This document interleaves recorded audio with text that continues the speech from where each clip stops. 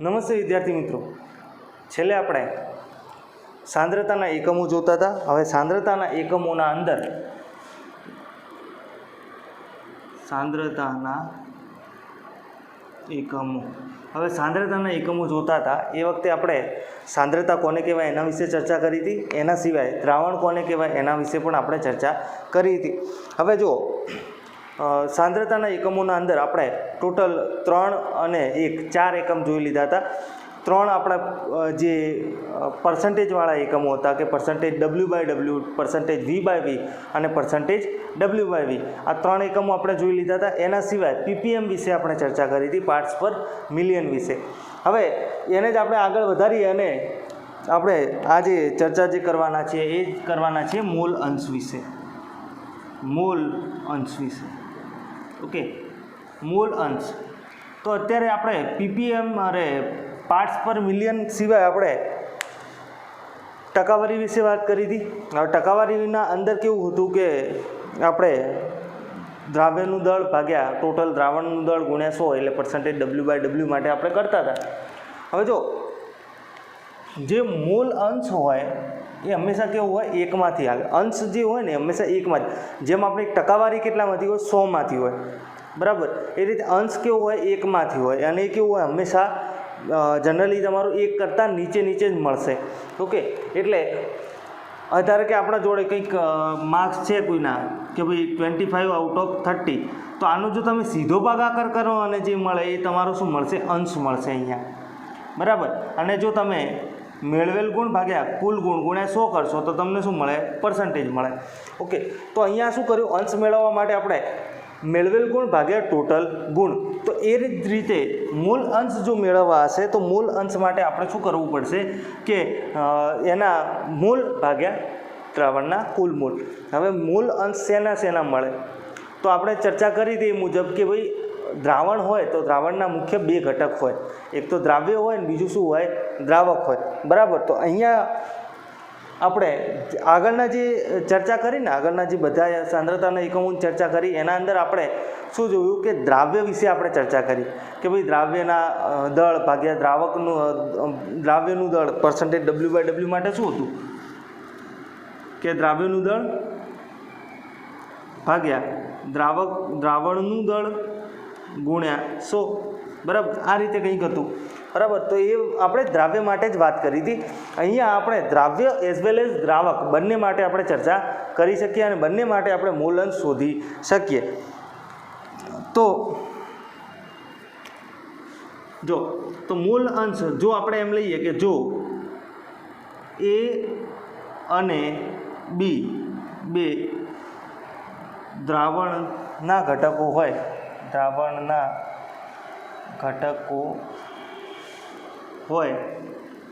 જો A ના mall Na અને B ના મોલ Nb હોય, બરાબર.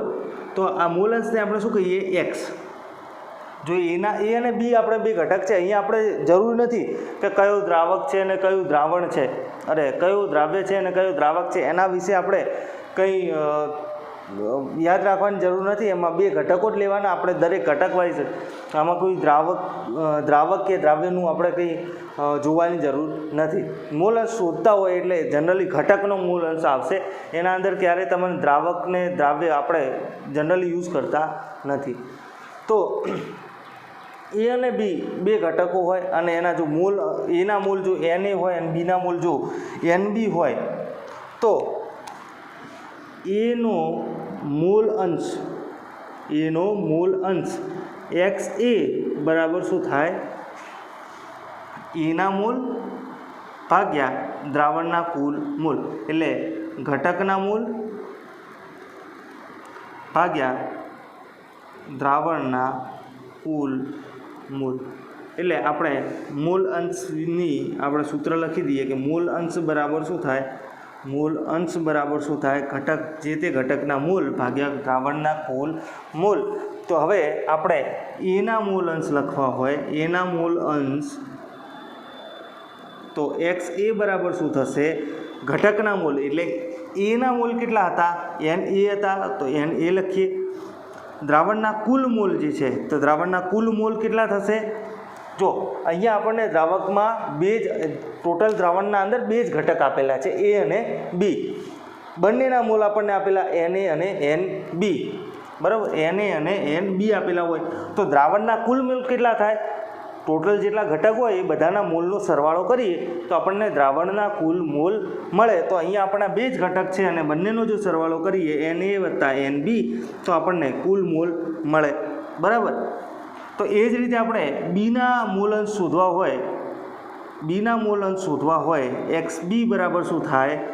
Nb ભાગ્યા Na વત્તા Nb, તો આપણને મળી જાય. ઓકે, તો એ અને બીના આપણને મોલ અંશ મળી ગયા અહીંયા. જો હવે તો આપણને હવે આમાંથી કોઈ પણ દ્રાવ્ય પણ હોઈ શકે અને દ્રાવક પણ હોઈ શકે. માની લો કે આ દ્રાવ્ય છે તો દ્રાવ્યના મોલ અંશ મળ્યા અને દ્રાવકના પણ મોલ અંશ મળ્યા. ઓકે, હવે જો આપણા જોડે અસંખ્ય કોઈ ઘટક હોય કે આપણા જોડે n નંબર ઓફ ઘટક છે કે ભાઈ I નંબરના ઘટક છે કે ટોટલ આપણે જો દ્રાવણમાં I સંખ્યામાં ઘટકો હોય અને તેઓના મોલ N1 N2 N3 થી લઈ અને Ni હોય તો xi બરાબર શું થશે? Ni વત્તા N1 વત્તા N2 વત્તા N3 થી લઈ અને છેક Ni સુધીના આપણે જેટલા ઘટકો હોય એટલાનો સરવાળો કરી શકીએ. ઓકે, એટલે આપણા જોડે આઈની જગ્યાએ 10 હોય તો ચલો 10 ઘટકો હોય તો આપણા જોડે બધાના જો મૂલ હોય N1 2 3 4 5 6 થી લઈ અને N10 સુધી, અને તો અહીંયા xi એટલે આપણે જે I માટે જે તે ઘટકનો મૂલ આપણે શોધવો હોય, બરાબર. ધારો કે 5મા ઘટકનો મૂળ શોધવો હોય તો x5 બરાબર શું થાય? N5, અને નીચે તો આપણો 1 થી 10 સુધીના જે ઘટકો છે એના મૂળનો સરવાળો. ઓકે, હવે એક વસ્તુ અહીંયા ખાસ એ નોટ કરવાની છે કે દ્રાવણમાંના દરેક ઘટકોના મૂળ અંશોનો સરવાળો દ્રાવણમાંના દરેક ઘટકોના મૂળ અંશોનો સરવાળો એક જ થાય. કેટલો થાય? 1.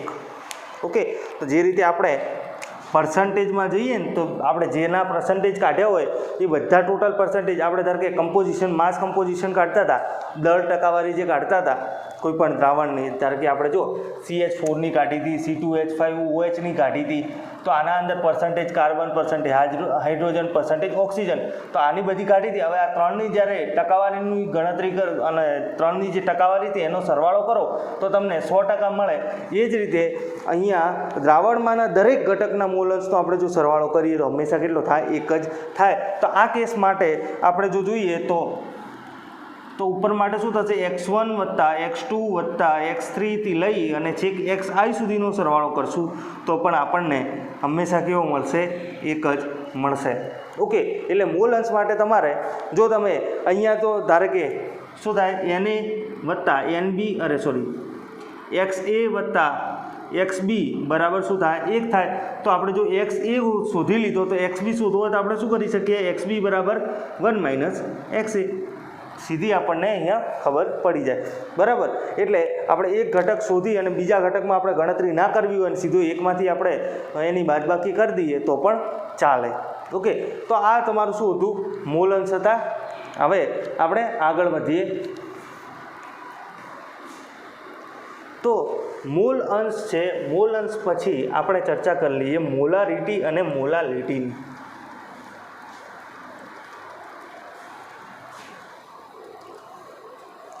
મોલારિટી અને મોલાલિટીની આપણે જો ચર્ચા કરી લઈએ.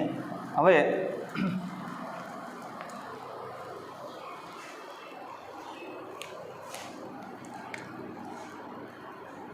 મોલારિટી બરાબર, અને મોલાલિટી. જો બંને સેમ જેવું જ છે પણ થોડોક અંદર ડિફરન્સ છે એટલે આપણે એને જોડે જ લઈ લઈએ, જોડે જ શીખી લઈએ. તો મોલારિટી એટલે શું થાય? જો મોલારિટીનો એકમ શું થાય પહેલાં તો એ જોઈ લઈએ. મોલ ઇન્ટુ લીટર ઇન્વર્સ એટલે કે મોલ પ્રતિ લીટર. મોલાલિટીનો એકમ શું થાય? Mall into kilogram inverse. Mall into kilogram inverse. તો બે આના એકમો થઈ ગયા. હવે જો થોડો ઘણો તો આઈડિયા આવી ગયો હશે કે અહીંયા કદથી વાત થાય છે, જ્યારે અહીંયા શું થાય? દળથી વાત થાય છે. ઓકે, હવે મોલારિટી એટલે શું થાય? મોલારિટી એટલે મોલ પ્રતિ લીટર. તો મોલારિટી એટલે એની જો વ્યાખ્યા લખવી હોય તો આપણે એમ લખી શકાય કે 1 લીટર દ્રાવણમાં ઓગાળેલા દ્રાવ્યના મોલને મોલારિટી કહે છે. ઓકે, 1 લીટરમાં દ્રાવણ 1 લીટર દ્રાવણ હોય એના અંદર ઓગાળેલા દ્રાવ્યના મોલને શું કહેવાય? મોલારિટી કહેવાય. એટલે 1 લીટર દ્રાવણના અંદર જો આપણે દ્રાવ્યનો 1 મોલ ઓગાળીએ તો એ 1 મોલર દ્રાવણ એટલે કે 1 મોલારિટીવાળું દ્રાવણ થયું કહેવાય. જો આપણે 1 લીટર દ્રાવણના અંદર 10 મોલ ઓગાળીએ દ્રાવ્યના તો એ શું કહેવાય? 10 મોલારિટીવાળું એટલે કે 10 મોલર દ્રાવણ થયેલું કહેવાય.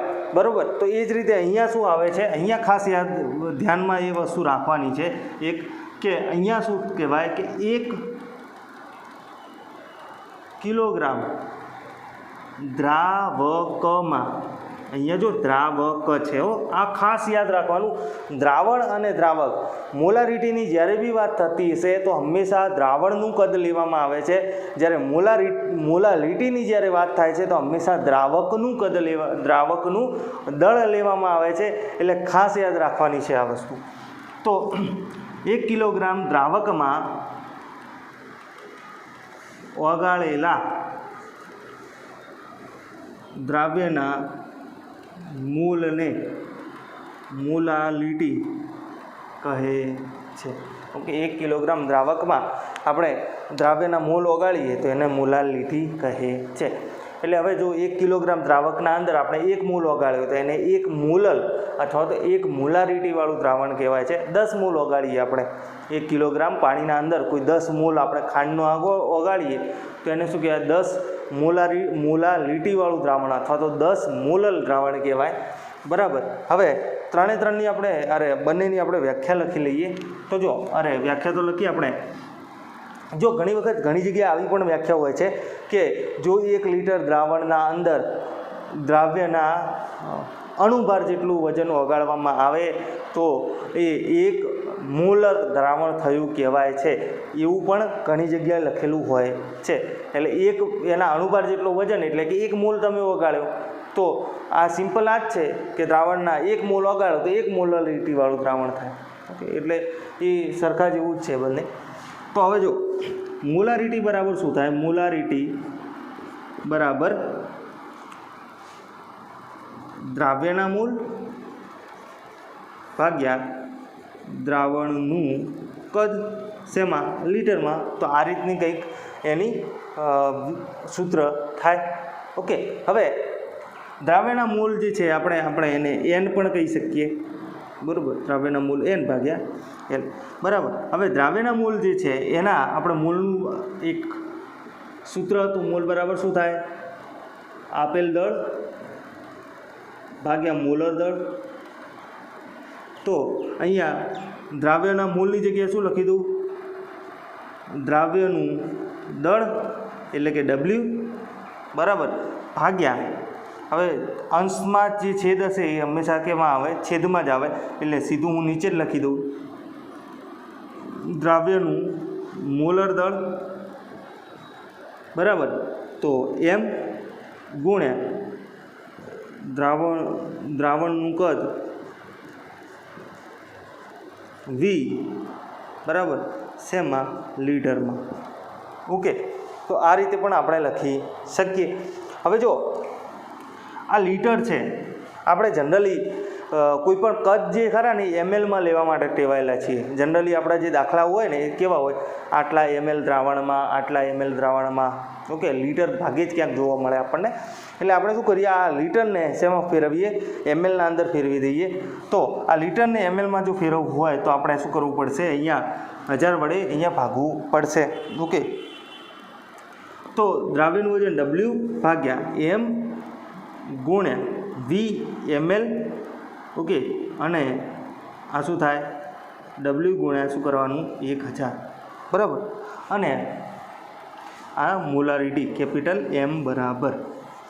હવે જો અહીંયા તમને એક કદાચ પ્રશ્ન થયો હશે કે આ લીટરમાંથી આપણે મિલીલીટરમાં ફેરવ્યા તો આપણે 1 લીટર બરાબર તો 1000 મિલીલીટર, તો એને ગુણવા પડે. લીટરમાંથી મિલીલીટર જતા હોય એ ધારો કે 1 લીટર છે તો તમે શું કરો છો, 10³ ml કરો છો. એટલે તમે શું કરો છો, બેઝિકલી એને ગુણો છો. લીટરમાંથી મિલીલીટરમાં જતાં મોટામાંથી નાના એકમમાં જઈએ છીએ તો આપણે શું કરવું પડે, અહીંયા ગુણવા પડે. પણ આપણે કર્યું શું, અહીંયા ભાગાકાર કર્યો છે. ઓકે, હવે એ કેમ કર્યો એનું કારણ હું તમને સમજાવું કે જો હવે ધારે કે આપણા જોડે એક દ્રાવણ છે કોઈ, બરાબર, આ દ્રાવણ છે. હવે આના અંદર 1 લીટર મેં દ્રાવણ લીધું છે, બરાબર.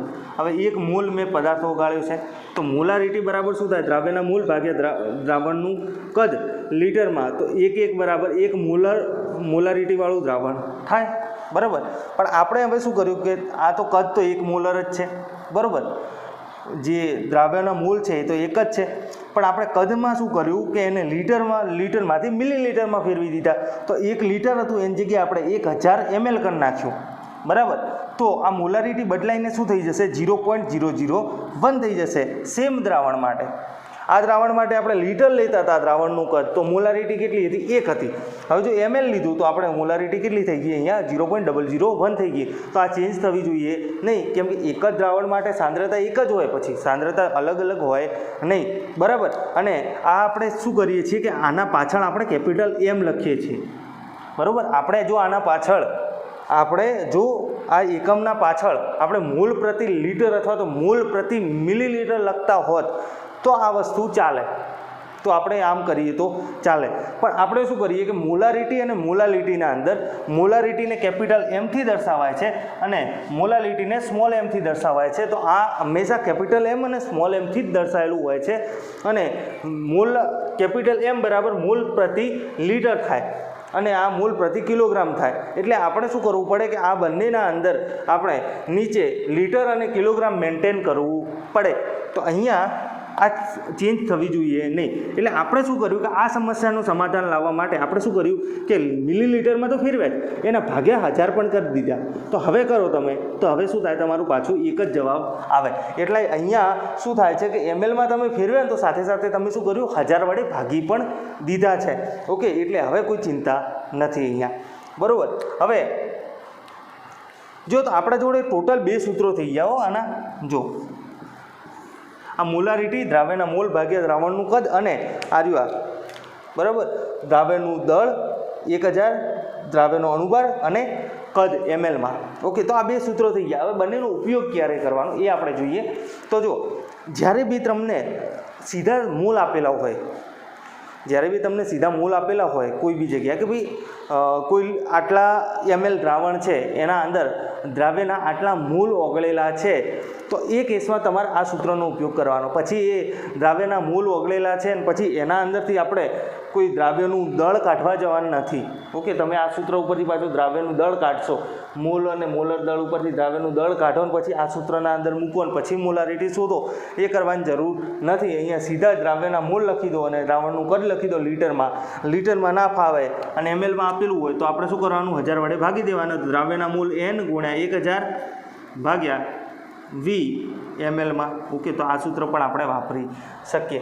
ઓકે, તો જ્યારે બી તમને સીધા મોલ આપેલા હશે તો એ કેસમાં આપણે આ 2 સૂત્રોનો ઉપયોગ કરી શકીએ, અને જ્યારે તમને દ્રાવ્યનું દળ આપેલું હોય તો ત્યારે આપણે આ સૂત્રનો ઉપયોગ કરી શકીએ. ઓકે, તો આ આપણું મોલારિટી અહીંયા પૂરું.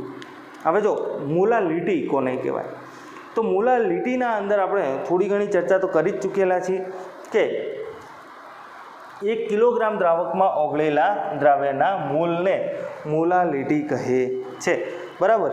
તો આપણે આ મોલારિટીનું જે પ્રમાણે સૂત્ર લખ્યું હોય તો એ રીતે મોલાલિટીનું સૂત્ર લખવું હોય તો જો એક વસ્તુ અહીંયા,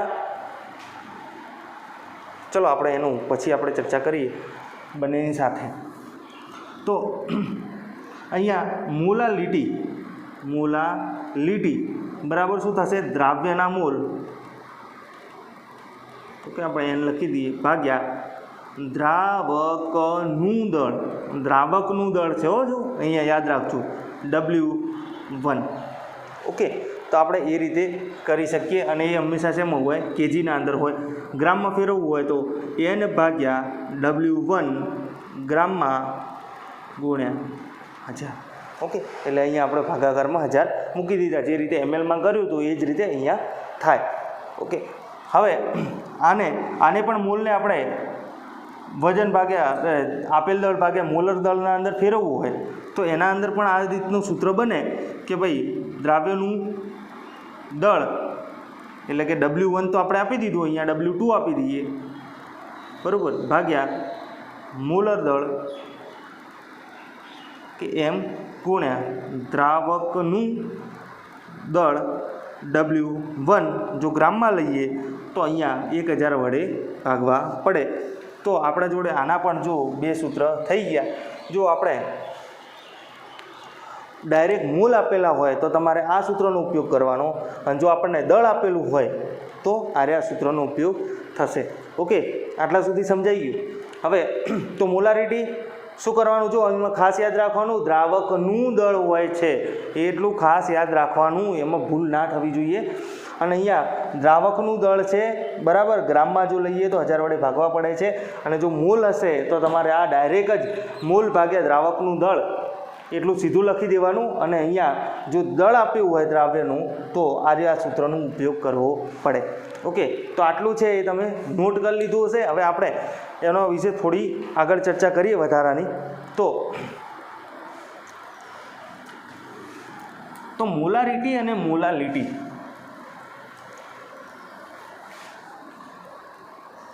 તો બંને જે હતા એના વિશે એના અંદર તમારે એક વસ્તુ બીજી નોટ કરજો કે ભાઈ આમ લખેલું હોય કે એક કેપિટલ M અને NaOHનું જલીય દ્રાવણ, જો આવું લખેલું હોય તો આનો અર્થ શું થાય કે હવે જો આને વંચાય કઈ રીતે? તો આને શું વંચાય? એક મોલર NaOHનું જલીય દ્રાવણ. ઓકે, તો આને શું વંચાય? એક મોલર વંચાય. જો આને મોલર, આને વાંચતી વખતે શું વંચાય? મોલર. મોલારિટી છે આ, બરાબર. આપણે ઇન રૂટીન વાંચવું હોય તો આપણે શું કહેવાય? મોલર. તો જલીય દ્રાવણ એટલે શું થાય કે 1 લીટર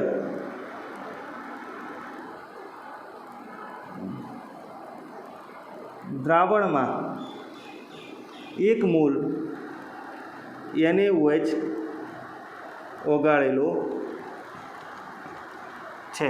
ઓકે, હવે જો આના અંદર આ રીતે જનરલી આને ના બનાવાય કે ભાઈ તમે 1 લીટર પાણી લીધું અને એના અંદર NaOH 1 લીટર નાખી 1 મોલ નાખી દીધો.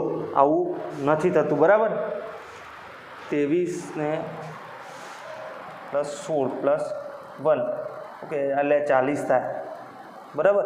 તો 40 ગ્રામ નાખી દીધો તો 1 મોલ નથી બનતું. આના અંદર કેવું કરવામાં આવે કે તમારે એક મેજરિંગ અહીંયા સિલિન્ડર લીધું, 40 ગ્રામ તમે NaOH નાખ્યો, બરાબર, એને થોડું પાણી નાખો અને પછી ઓગાળી દો પ્રોપર.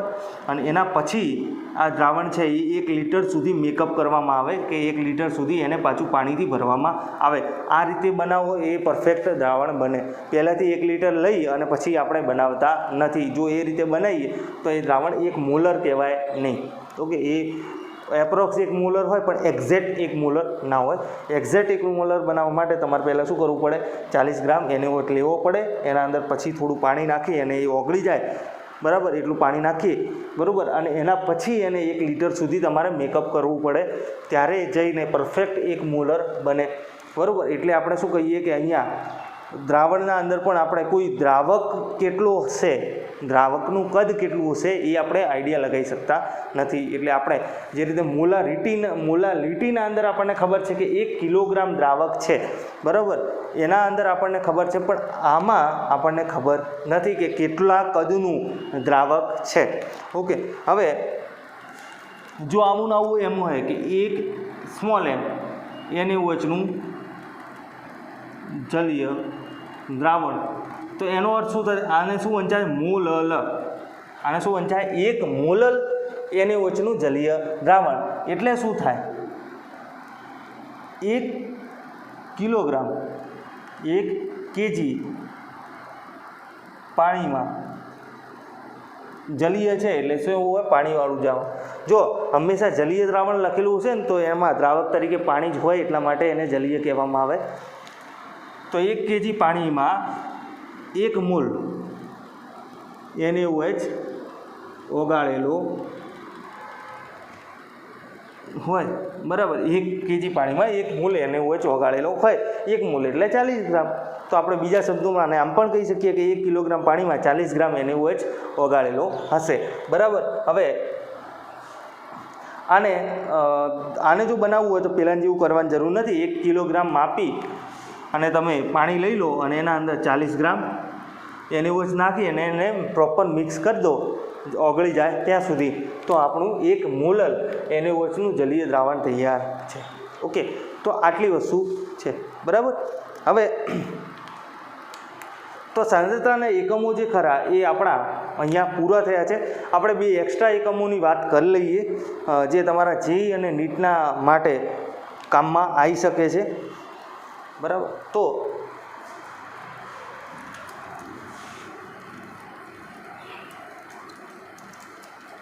એના પહેલાં તમે અહીંયા એક વસ્તુ એ લખી દો કે ડાયલ્યુશન માટે આ મોલારિટી હશે ને, તો મોલારિટીના ડાયલ્યુશન માટે કે ગમે તે કોઈ દ્રાવણ આપેલું હોય કે 1 મોલર દ્રાવણ આપેલું છે આટલા ml, બરાબર, અને એના અંદરથી આપણે બીજું એટલે કે એના અંદર બીજું પાણી નાખી અને આપણે જ્યારે મંદન કરતા હોઈએ તો મોલારિટીવાળા દ્રાવણના મંદન માટે તો M1V1 બરાબર M2V2 આ સૂત્ર આવશે, બરાબર. M1V1 બરાબર M2V2 આ સૂત્રનો ઉપયોગ કરવાનો થશે. હવે એનો ઉપયોગ કઈ રીતે થશે કે ધારે કે આપણને આપેલું હોય કે 0.1 મોલર કોઈ દ્રાવણ આપેલું અને એના 500 ગ્રામ છે અરે 500 ml છે, બરાબર, અને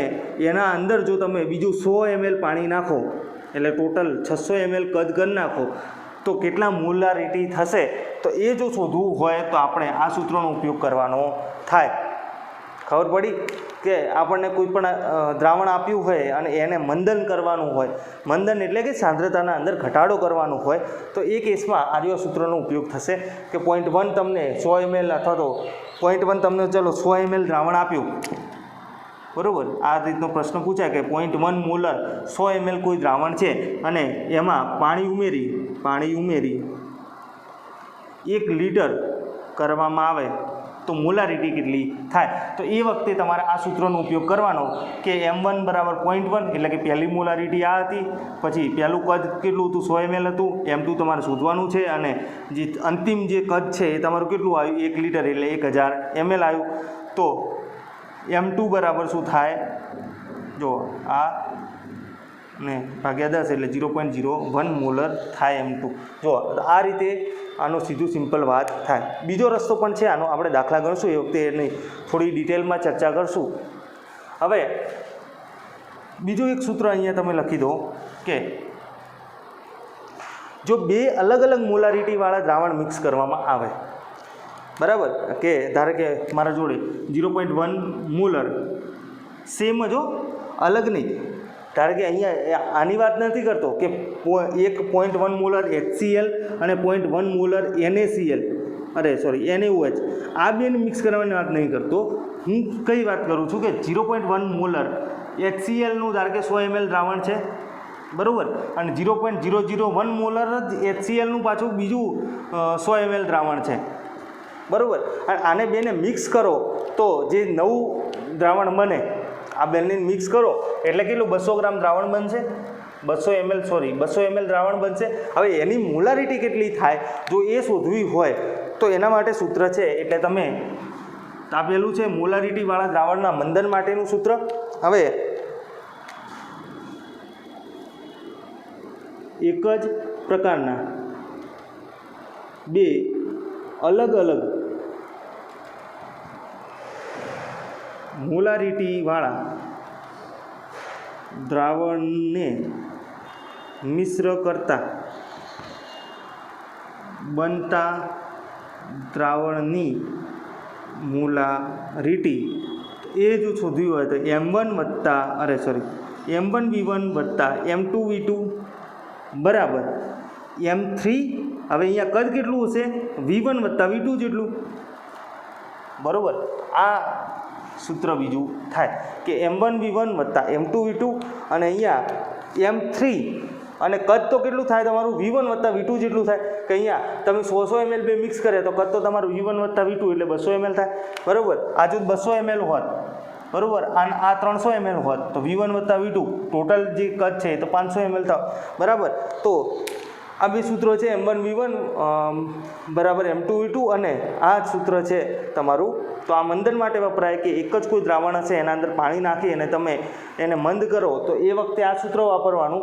અને એક જ પ્રકારના બે દ્રાવણ છે, ધારો કે HClના જ બે અલગ અલગ મોલારિટીવાળા દ્રાવણ હોય અને એને જો તમે મિક્સ કરી અને ભેગું કરતા હો તો એ વખતે રિઝલ્ટિંગ જે દ્રાવણ બનશે તો એની મોલારિટી કેટલી થાય તો એ આ સૂત્ર ઉપરથી આપણને ખબર પડશે. ઓકે, તો ચલો આટલું નોટ કરી લો. આપણે સીધા નોર્માલિટી અને ફોર્માલિટી બે એકમો બાકી છે એના વિશે આપણે ચર્ચા કરીએ. તો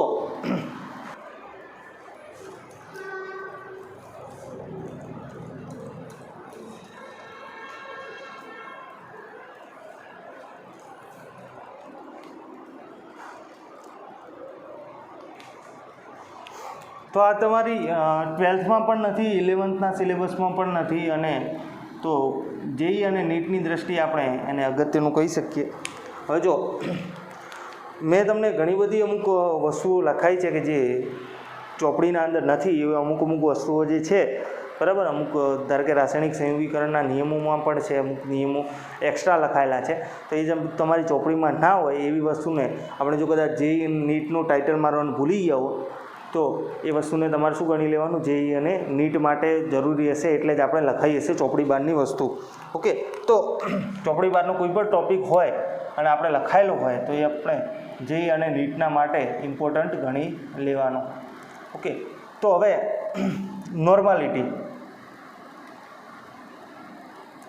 નોર્માલિટી એટલે શું થાય કે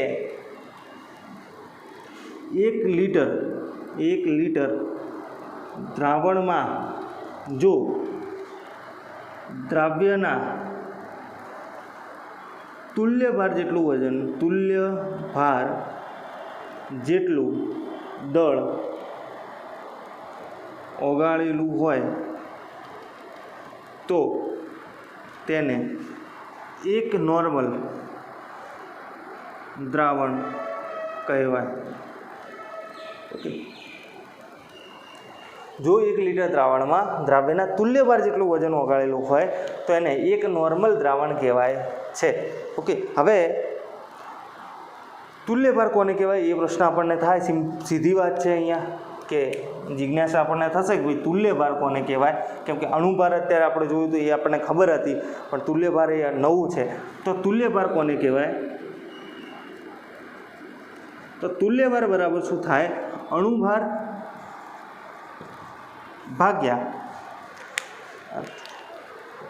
ભાગ્યા એસિડિકતા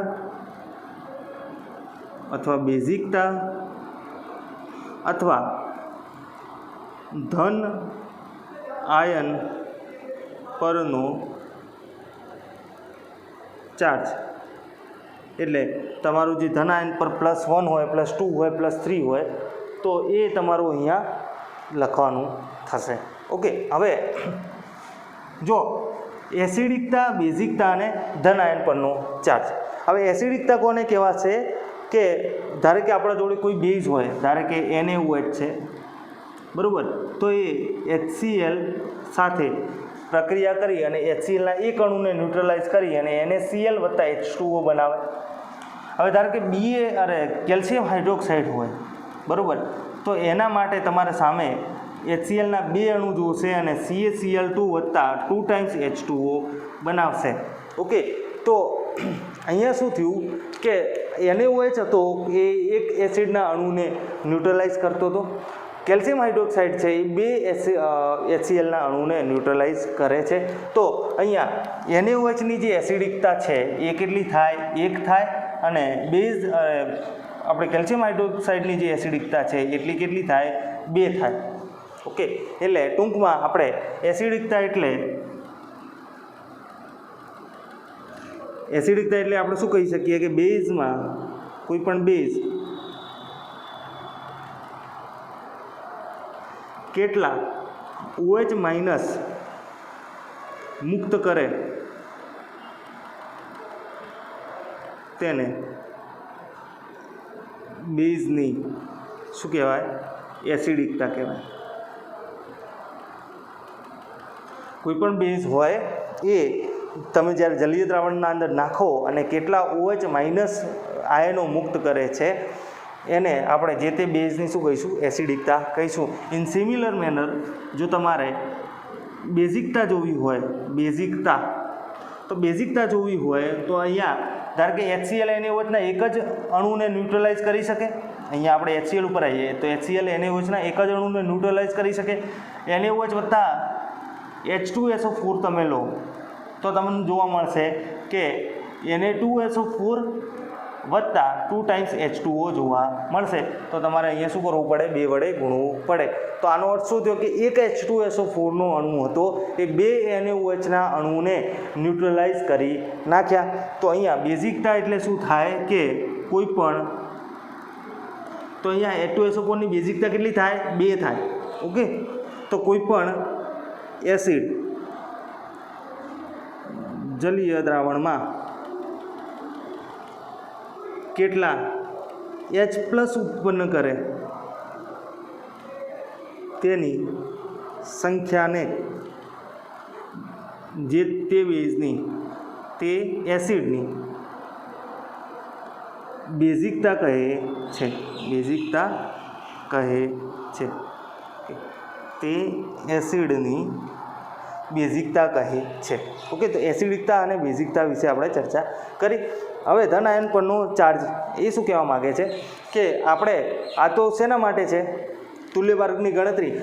જો એસિડિકતા ઉપરથી આપણે બેઝના તુલ્યભારની ગણતરી કરી શકશું અને બેઝિકતા ઉપરથી આપણે એસિડના તુલ્યભારની ગણતરી કરી શકશું. પણ એના સિવાયનું કંઈ હોય તો, ધારો કે આપણા જોડે NaCl છે તો એના જો તુલ્યભારની ગણતરી કરવી હોય તો આ સૂત્ર આવે ધન આયન પરનો ચાર્જ. તો એ વખતના કેસમાં શું થાય કે ધન આયન પરના ચાર્જ માટે શું છે કે ક્ષાર માટે શું હોય? ક્ષાર માટે કોઈ પણ ક્ષાર હોય એના માટે શું હોય તુલ્યભાર કે તેના ધન આયન ને રિડક્શન પામવા કેટલા ઇલેક્ટ્રોનની જરૂર પડે, ઓકે, તેની સંખ્યા. ઓકે, તો ક્ષાર માટે જો આપણે ભાગાકારમાં અણુભાર ભાગ્યા લખવું હોય તો એના ધન આયનને રિડક્શન પામવા માટે કેટલા ઇલેક્ટ્રોનની જરૂર પડે એની સંખ્યા. હવે કોઈ પણ ધન આયનને રિડક્શન પામવા માટે કેટલા ઇલેક્ટ્રોન જોશે એની સંખ્યા કેટલી હોય? એના પોતાના પરનો ચાર્જ હોય. જેમ કે Fe+3 છે એને Fe સોલિડમાં આવવા માટે કેટલા? 3 ઇલેક્ટ્રોનની જરૂર પડશે. કેમ કે એને જ્યારે 3 ઇલેક્ટ્રોન ગુમાયા હશે એટલે એના ઉપર +3 ચાર્જ આવ્યો હશે અને જ્યારે એ +3 ઇલેક્ટ્રોન લઈ લે તો એ પાછો Fe સોલિડના અંદર કન્વર્ટ થઈ શકે. એટલે એનો અર્થ એવો કે ધન આયન પરનો ચાર્જ છે. ઓકે, હવે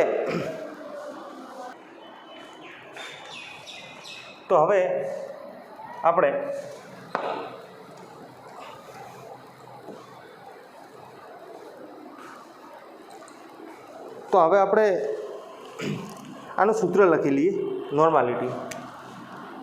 તો નોર્માલિટી નોર્માલિટી બરાબર શું થશે કે એના ગ્રામ તુલ્ય ભાર, એના ગ્રામ તુલ્ય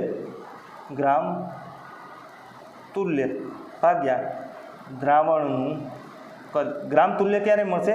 જ્યારે તમે અણુભાર ભાગ્યા એસિડિકતા બેઝિકતા અને એ બધું કરશો એ વખતે તમને ગ્રામ તુલ્ય મળશે. બરાબર, જે રીતે મૂલ હોય એ રીતે શું હોય? ગ્રામ તુલ્ય હોય. બરાબર, હવે એને શું કહેવાય? ઇક્વિવેલન્ટ, ગ્રામ ઇક્વિવેલન્ટ કહેવાય. ગ્રામ ઇક્વિવેલન્ટ, ગ્રામ ઇક્યુ.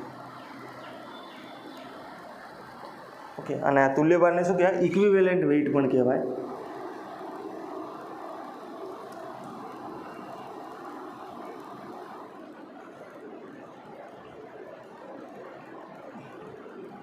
ઇક્વિવેલન્ટ વેઇટ પણ કહેવાય. બરાબર, હવે તો ગ્રામ ઇક્વિવેલન્ટ ભાગ્યા દ્રાવણનું કદ. હવે ગ્રામ ઇક્વિવેલન્ટ શોધવા હોય તો આપણે શું કરવું પડે? કે અણુભાર ભાગ્યા એસિડિકતા બેઝિકતા અથવા તો એનો આયન પરનો ચાર્જ, અથવા તો ગ્રામ ઇક્વિવેલન્ટ શોધવા હોય તો આપણે બીજું એ કરી શકીએ કે ગ્રામ તુલ્ય શોધવા હોય તો ગ્રામ ઇક્વિવેલન્ટ બરાબર શું થાય? ગ્રામ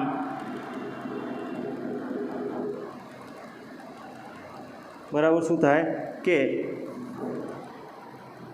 દળ ભાગ્યા, એટલે કે આપેલ દળ, આપણે પેલા જેવું મોલના જેવું કે આપેલ દળ ભાગ્યા તુલ્યભાર.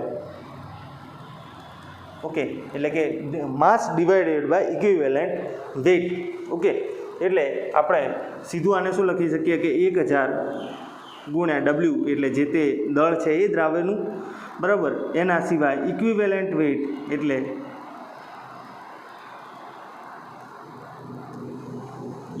W લખી દઈએ, ઇક્વિવેલન્ટ વેઇટ ગુણ્યા VmL ના અંદર.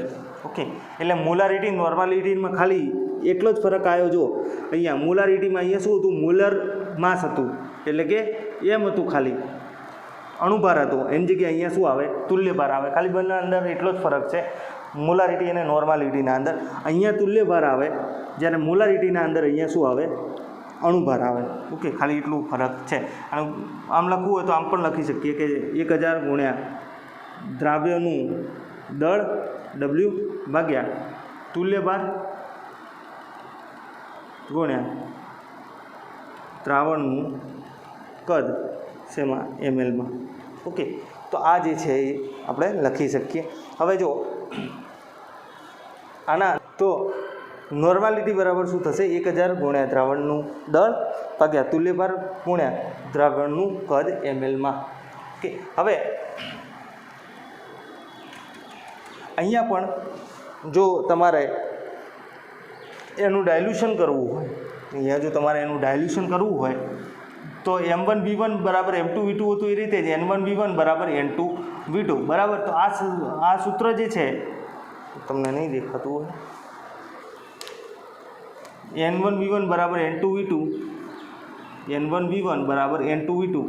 તો આ સૂત્ર જે છે એ તમે મંદન માટે પણ વાપરી શકો, સાથે સાથે તમે તટસ્થીકરણની પ્રક્રિયા માટે પણ વાપરી શકો. કે તમારા કોઈ સપોઝ કે 0.1 નોર્મલ HCl હોય અને સામે X નોર્મલ તમારું કંઈક NaOH હોય તો એ કેસમાં પણ તમે અહીંયા વાપરી શકો. બરાબર, તટસ્થીકરણ મોલારિટીવાળું જે સૂત્ર છે એ તટસ્થીકરણ માટે ના વપરાય. ઓકે, મોલારિટીવાળું જે સૂત્ર છે એ તટસ્થીકરણ માટે, મોલારિટીનું સૂત્ર લખવું હોય તટસ્થીકરણ માટે, મોલારિટી આ લખવું હોય તો શું લખવું પડે કે A1 M1V1 બરાબર A2 M2V2. બરાબર, આ રીતે લખવું પડે. તો અહીંયા જો એસિડની આપણે રાખીએ, બરાબર, અને અહીંયા જો આપણે બેઝનું રાખીએ તો શું થાય કે Na રાખીએ, અહીંયા Nb, તો Na બરાબર શું થાય? એસિડની બેઝિકતા, અને Nb બરાબર શું થાય? બેઝની એસિડિકતા. તો મોલારિટી જો આપણે તટસ્થીકરણ માટે વાપરવું હોય, મોલારિટીથી તટસ્થીકરણ શોધવું હોય તો આપણે આ સૂત્રથી શોધી શકીએ. નોર્માલિટી માટે તમારે ડાયરેક્ટ નોર્માલિટીનું સૂત્ર વાપરી શકાય, બરાબર. એના સિવાય બે અલગ અલગ નોર્માલિટીવાળા સેમ દ્રાવણને તમે મિક્સ કરો તો પેલા જેવું જ કે N1 વત્તા N1V1 વત્તા N2V2 બરાબર N3V1 વત્તા V2. ઓકે, તો આ સૂત્ર તો સેમ જ છે. ઓકે, તો આ નોટ કરી લો તમે.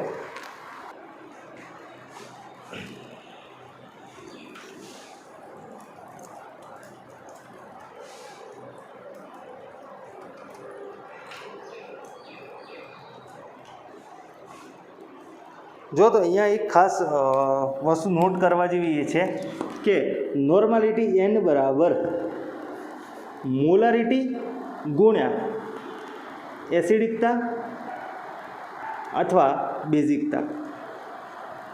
ઓકે, તો આ વસ્તુ ખાસ યાદ રાખજો કે મોલારિટીમાંથી નોર્માલિટીના અંદર જવું હોય તો આપણને એસિડિકતા અથવા બેઝિકતાથી આપણે ગુણવું પડે, અને નોર્માલિટીથી મોલારિટીમાં આવવું હોય તો એને એસિડિકતા અથવા બેઝિકતાથી ભાગવું પડે. તો એ જ રીતે શું થાય, મોલારિટી બરાબર શું થાય, નોર્માલિટી ભાગ્યા એસિડિકતા અથવા બેઝિકતા અથવા જે પી હોય. આપણે ત્રણ જોઈએ ને, એસિડિકતા બેઝિકતા અથવા તો જે તે કોઈ ધન આયન પરનો જે ચાર્જ હતો એ. ઓકે, ત્રણમાંથી ગમે તે આપણે વાપરી શકીએ. હવે ફોર્માલિટી વિશે આપણે ચર્ચા કરી લઈએ કે ફોર્માલિટી જનરલી ક્યાંક જ જોવા મળશે, પણ આપણને ખ્યાલ હોવો જરૂરી છે. જૂની જે સિલેબસ હતું એના અંદર હતું જ ઇન્ક્લુડેડ કે ફોર્માલિટી 1 લીટર દ્રાવણમાં પદાર્થના સૂત્રદળ જેટલું વજન ઓગાળેલું હોય તો તેને એક ફોર્મલ, અને શું વંચાય, ફોર્મલ દ્રાવણ કહે છે. ઓકે, હવે સૂત્રદળ કોને કહેવાય આપણે ચર્ચા કરી ચૂક્યા છીએ કે કોઈ પણ, ધારો કે આપણે XYZ ગમે તો લઈ લઈએ કે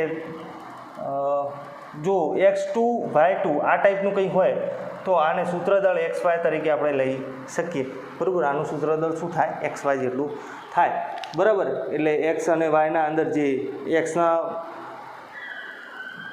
Xની જે પરમાણુય દળ છે એનું વત્તા વાયનું પરમાણુય દળ, આ બે થાય. ઓકે, અણુભાર શોધવું હોય તો આપણે શું કરવું પડે, એટલે કે મોલર દળ શોધવું હોય તો 2 ગુણ્યા Xનું વત્તા 2 ગુણ્યા વાયનું આપણે કરવું પડે. ઓકે, પણ સૂત્રદળ આપણે આ રીતે મેળવી શકીએ. તો કોઈ પણ જ્યારે સૂત્રદળ જેટલું વજન ઓગાળેલું હશે તો એને આપણે શું કહી શકીએ, એને ફોર્માલિટી કહી શકીએ. તો ફોર્માલિટીનું સૂત્ર શું થાય કે 1000 ગુણ્યા W દ્રાવ્યનું દળ ગુણ્યા સૂત્રદળ ગુણ્યા દ્રાવણનું કદ, એટલે કે V mlના અંદર. ઓકે, અને જનરલી એને ફોર્મલ તરીકે વપરાય છે. ઓકે, તો આટલું છે. હવે નેક્સ્ટ વિડીયોના અંદર આપણે આના દાખલાનું જે ગણતરી છે એ કરવાનું ચાલુ કરશું.